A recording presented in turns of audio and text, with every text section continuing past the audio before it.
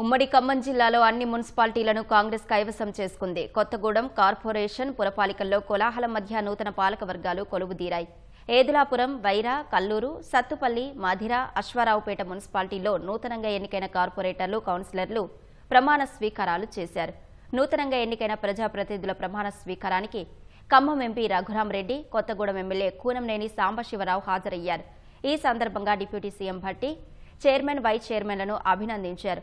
మున్సిపాలిటీలను రాజకీయాలకు అతీతంగా అభివృద్ధి చేస్తామని భట్టి వెల్లడించారు. కాంగ్రెస్ పార్టీ కేవలం గ్రామీణ ప్రాంతాల్లోనే ఉంది, అర్బన్ ప్రాంతాల్లో కాంగ్రెస్ పార్టీ బలహీనంగా ఉందని కొన్ని రాజకీయ పార్టీలు పెద్ద ఎత్తున ప్రచారం చేసుకున్నాయి.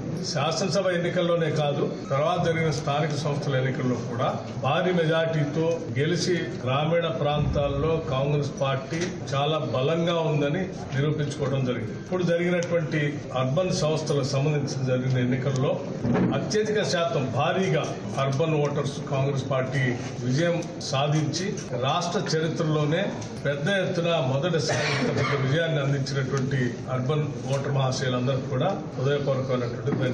కొత్తగా ఏర్పాటైన కొత్తగూడెం కార్పొరేషన్కు మొదటిసారిగా జరిగినటువంటి ఎన్నికల్లో కాంగ్రెస్, సిపిఐ అంతిమంగా ఫ్రెండ్లీ పార్టీస్గా ఉన్నాం. అందుకని ఫ్రెండ్లీగా కంటెస్ట్ చేశాం. అల్టిమేట్ గా ఇది హంగుకు దారితీయడం జరిగింది. దీని ప్రభావంతో కొంతమంది మిత్రులు కూడా మాకు ఆఫర్ చేశారు, బీఆర్ఎస్ లాంటి వాళ్ళు. అయినా కూడా కాంగ్రెస్ తో సిపిఐ అలైడ్ పార్టీగా కొనసాగుతుంది.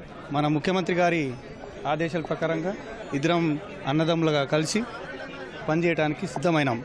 అందుకొరకే ఇవాళ అందరు క్యాండిడేట్లు, ఒక బీఆర్ఎస్ తప్పితే అందరు క్యాండిడేట్లు ప్రమాణ స్వీకారం తీసుకున్నారు. అదేవిధంగా మేయర్ క్యాండిడేట్గా సిపిఐ అభ్యర్థి మూడు గణేష్గా ఎన్నుకున్నాం.